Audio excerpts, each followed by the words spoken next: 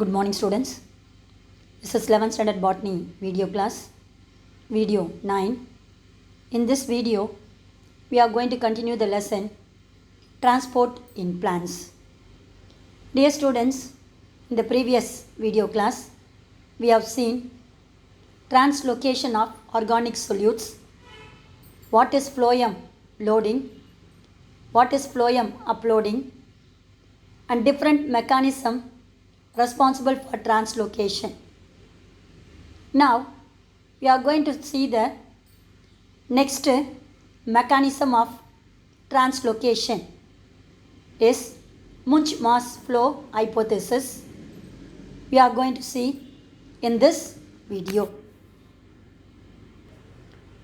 Dear students, see the topic Munch-Mass flow hypothesis.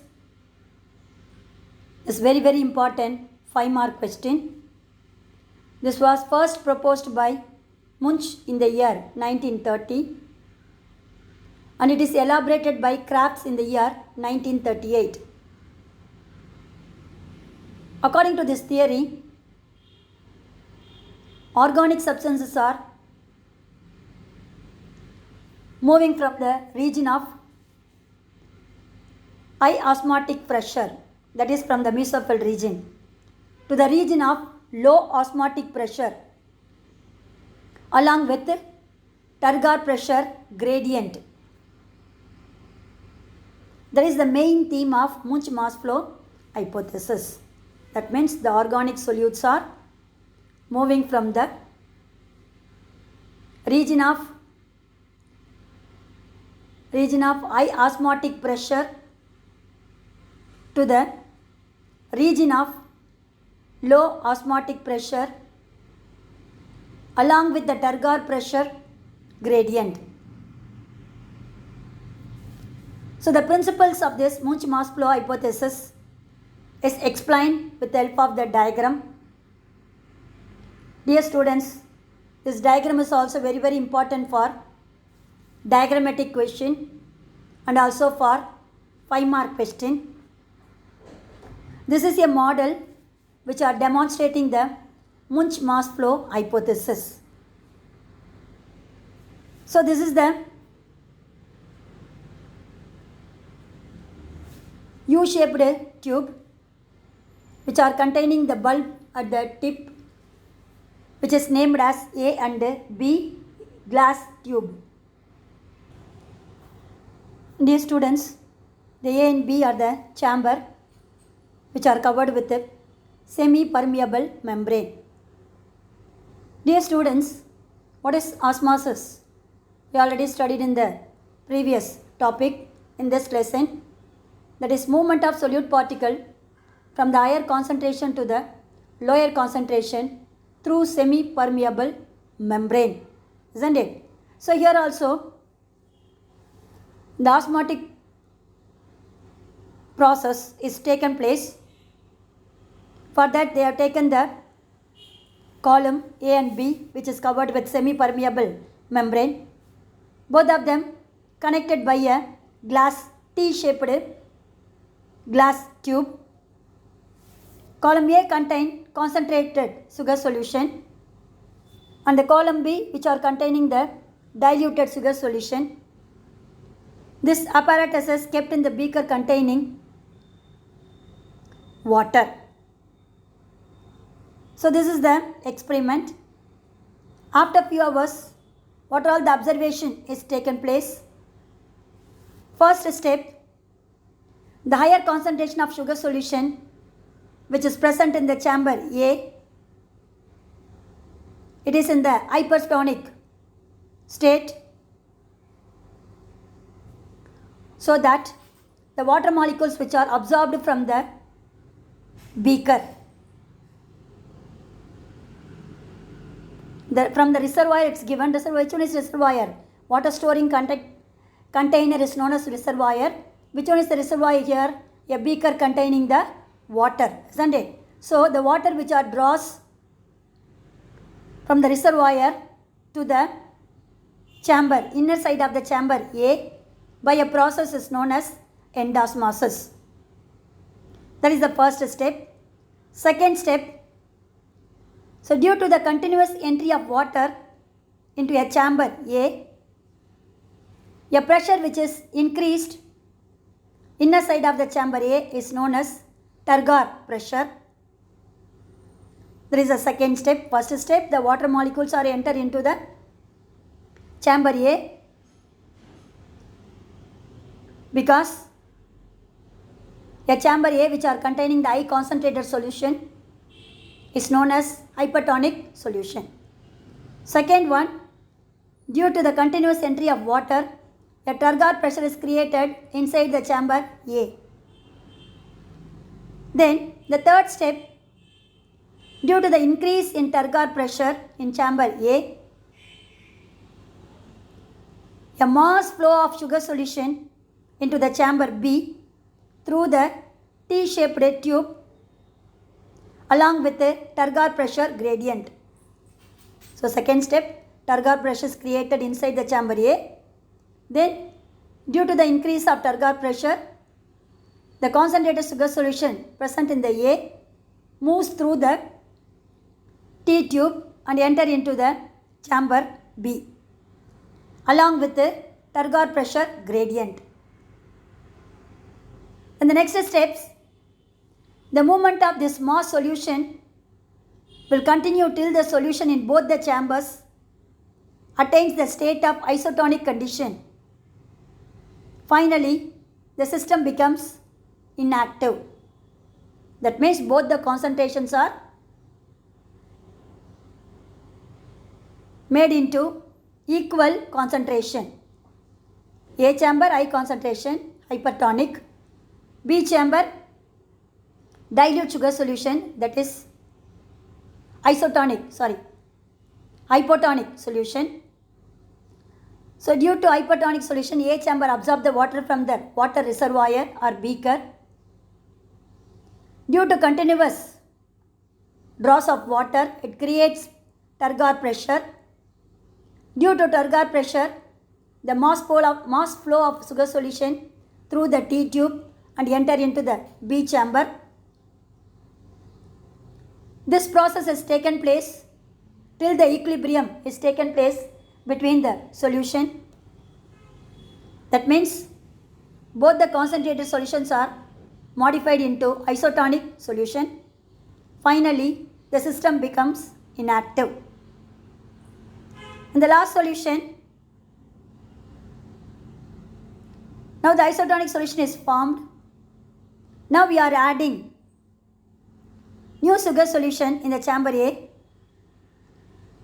The system will start to function again. That is the principle which is occur in the Munch mass flow apparatus. This principle is applied to the source and sink process of a mesophil tissue region and phloem elements. First one, chamber A is the analogous to mesophil cells of the leaves which contain higher concentration of food material in soluble form. In short, A is the protection point known as what is that one? Source. Okay. Next one, chamber B is the analogous cells,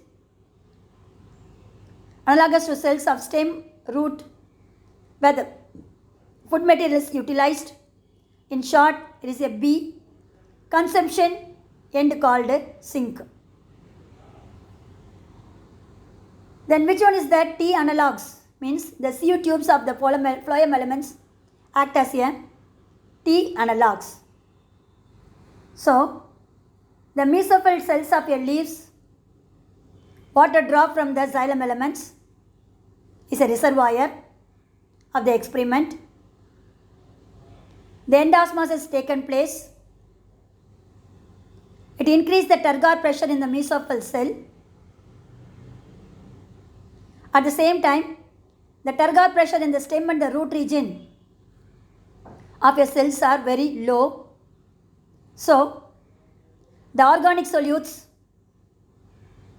begin to flow in total mass, that is N mass, total mass, from the mesophyll through the phloem elements, that is sieve elements, to the cells of stem and root, along with the turgor pressure gradient. So this is the principle applied between the mesophyll cells of leafy region and the sieve elements of phloem components, proves the Munch mass flow theory of translocation of solutes. Dear students, in the cells of stem and root, the organ solutes are either consumed or converted into insoluble form, and the excess of water is released into the xylem elements through cambium. So this is the experiment or hypothesis which are proving the translocation of food material between mesophyll tissue region of your leaves and phloem elements. This hypothesis showing the merit as well as the demerit. The merits are, in a woody or herbaceous plant, woody means strong, large trees, or herbaceous plant means a trees which are growing up to 3 feet level from the ground, is girdled. Girdled means what is that one? To remove the tissues except xylem elements. The sap which are containing high sugar solution which exudes, that means it oozes outside from a cut end. So this point is proved by the girding or ringing experiment. Second advantage is a positive concentration gradients disappears when the plants are defoliated. So defoliated means what is that one? A plant without leaf, that is said to be defoliated. So even though the leaves are absent, the positive concentration gradient is also disappears. That is another advantage of Munch mass flow hypothesis. So this theory is also having the demerits or objectives. This theory proves only unidirectional movement of solute only, not in both the directions. Only one direction movement of solutes only explained. However, in some of the plants they are showing the bidirectional movement of solutes, which is observed in some kinds of plants. So that is the first demerit or objection. Second one, osmotic pressures of mesophyll cell and also root air do not confirm the requirements of the water transport and phloem transport. Third one, this theory gives passive role of sieve tube and protoplasm, but some scientists demonstrated the involvement of ATP. So here they are showing without the energy gradient, the food materials are automatically moved from mesophyll cells to the sink region. But some scientists, they demonstrated that this movement has taken place with the help of energy which the plant getting from the ATP molecules. So these are all the three objections of Munch mass flow hypothesis. Dear students, this question is very, very important 5-mark question. The merits and demerits of Munch mass flow hypothesis is a separate 2-mark and 3-mark question. Explain the Munch mass flow hypothesis is very, very important 5-mark question. Next, the last topic of in this lesson is mineral absorption. Dear students, the minerals which is present in the soil exist in two forms. One, it is dissolved in the soil solution, or it is absorbed by colloidal clay particle.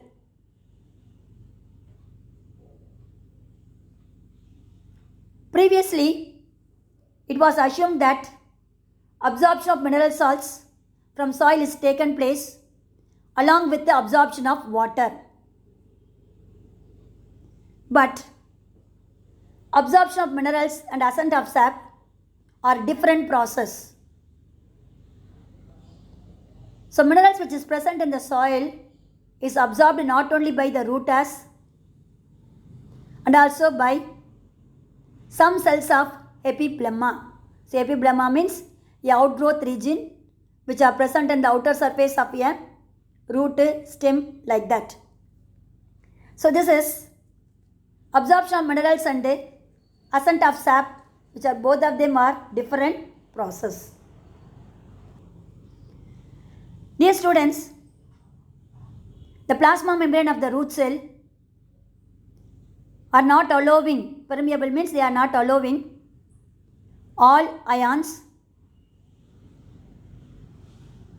and also all ions of same salt are not absorbed in equal rate. So that is the condition here. So the plasma membrane of a root cell, it's not allowed all the ion molecules at the same time. All the ions of same salts are not absorbed in equal rate. Penetration and accumulation of ions into living cells or tissues from surrounding medium by crossing the membrane is called mineral absorption. What is that one? Penetration, that means enter into one region to another region. Accumulation, that means storage of ions into living cells or tissues from surrounding medium by crossing the membrane is called mineral nutrient. The movement of ions in and out of the cell is known as flux. Is the important 2 mark question. What is flux? Write its types. Flux means what is the movement of ions in and out of the cells or tissues is termed as transport or flux. Entry of ion into the cell is called influx. Exit of ions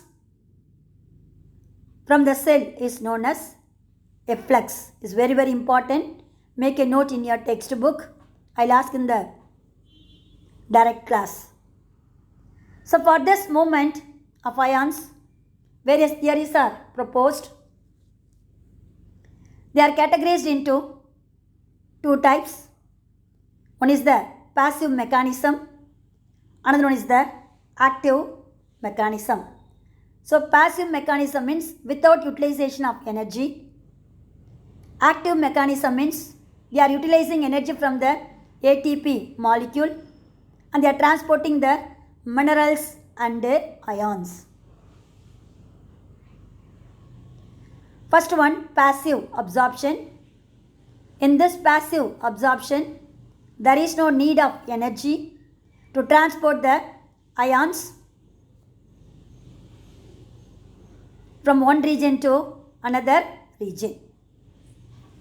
So passive absorption contains different theory. The first theory is ion exchange. Ions of external soil solution were exchanged with the same charged ions of the root cell. So this ion exchange explains 2 theories. The 2 theories are contact exchange and carbonic acid exchange. Contact exchange and carbonic acid exchange. First one, contact exchange theory. See the diagram. The root region is there, which is present inner side of the soil.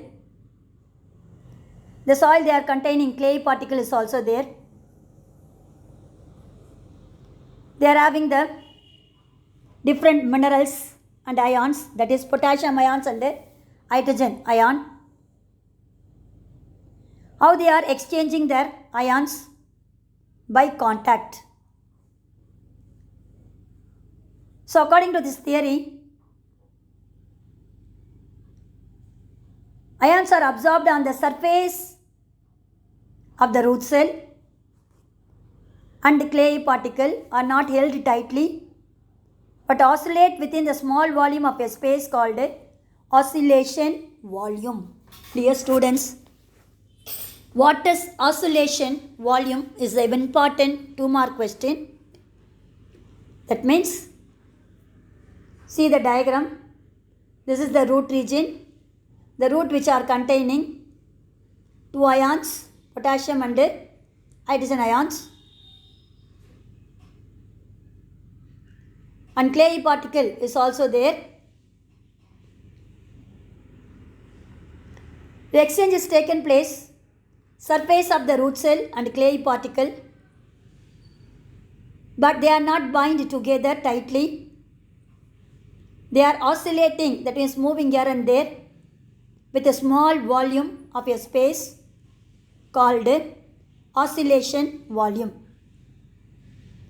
Due to the small space, both ions are overlap each other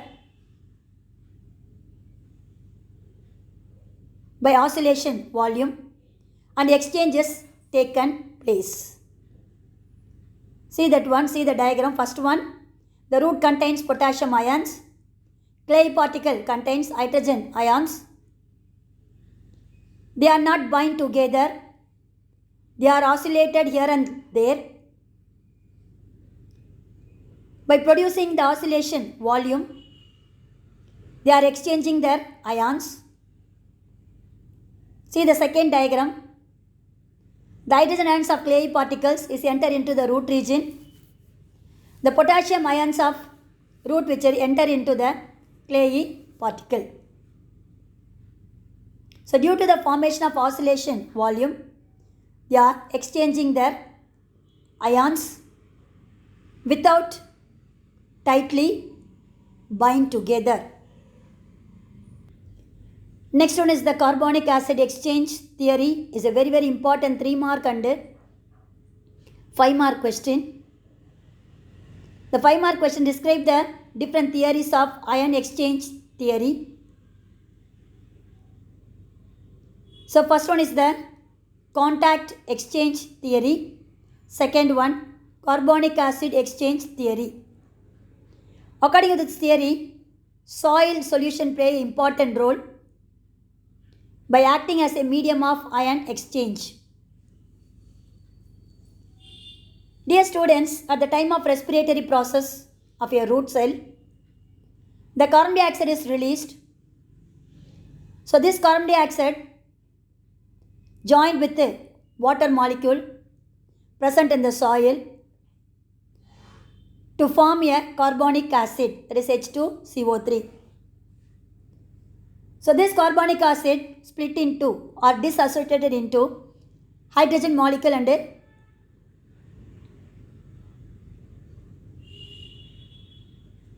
bicarbonate in the soil solution. The ions exchange with cations absorbed on clay particle, and the cations from the micelles, that means clay particle, get released into the soil solution and gets absorbed by the root cell. So the carbonic acid is divided into hydrogen positive ions and bicarbonate ions, that is negative ions. The hydrogen ions are positive, exchange with the negative ions absorbed by clayey particles, and the cations from, that is negative ions from the clayey micelles get released into the soil solution, and these negative ions are absorbed by the positive ions of positive ions of root cell. So that is the exchange of splitting of carbonic carbonic acid known as carbonic acid exchange theory. See the diagram, this is the root region. At the time of respiration, the root releases carbon dioxide in the soil. The soil contains the water molecules. Carbon dioxide combined with the water molecule to form a carbonic acid, that is H2CO3. This carbonic acid dissociates and forms hydrogen positive ion and bicarbonate negative ion. Then the clay particles which is present in the soil contains potassium positive ion.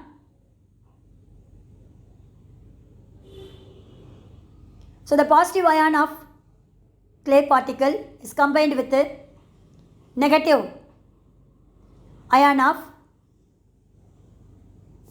soil particle, that is bicarbonate, to form a K plus HCO3 minus,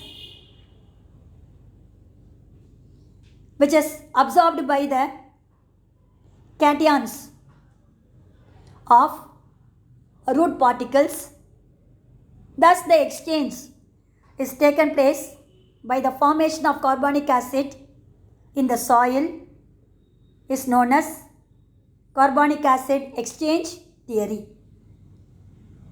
So dear students, these are all the different theories proposed by passive absorption, or explain the passive absorption of minerals and ions. So these theories are explain the exchange of ions and molecules without utilizing the energy, that is known as passive absorption. Now we are going to see that active absorption. That means absorption is taken place with the help of gradient of concentration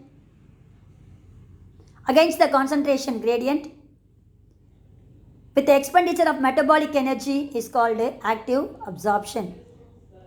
That means absorption is taken place without using the concentration gradient, but they are using the energy which is produced from the metabolic activities is called active absorption. Dear students, in plants, vascular sap shows accumulation of anion and cation against the concentration gradient, which cannot be explained by the theories of passive absorption. That means vascular sap means what is that? Xylem and phloem components. Xylem which are conducting water and mineral salts, phloem which are conducting the food material. So these two solutions shows the accumulation of anions and cations against the concentration gradient. These theories are unable to explained by passive absorption, so that the another process is known as active absorption. Dear students, the active absorption of salt is proved by the theory is carrier concept. This was proposed by Van den Honert in the year 1937. The cell membrane is impermeable to free ions. The cell membrane which contains carrier molecules which are act as a vehicle to pick up the or bind up with the ions to form carrier ion complex. So the cell membrane which are largely impermeable to free ions. Impermeable means they are not allowed the free ions. But the carrier molecules which is present in the cell membrane act as a vehicle to pick up the ions or bind up with the ions to form carrier ion complex. After the formation of carrier ion complex, they move across the cell membrane. On the inner surface of the cell membrane, the complex break up and releasing the ion into the cell, while the carriers are go back to the outer surface to pick up the another ions. See the diagram. That C-shaped structure is known as cell with a cell membrane. This is outside. This is the inner side. Outside they are having the different ions, positive ions and negative ions. The plasma membrane, which are carry the free, largely impermeable free ions, positive and negative. They are bind together the carrier molecule present in the cell membrane, which is C-shaped. These ion particles are bind together to form a carrier ion complex. It carries the ion. Once it enters into the inner side of the plasma membrane, it releases the ions and go back to the cell membrane to pick up the another fresh ions. So this concept is known as carrier concept ion to prove the active absorption. Dear students, several concepts is there to prove the active absorption. We have seen only one concept, that is carrier concept. Remaining, we will see in the next video class. God bless you. All the best, children.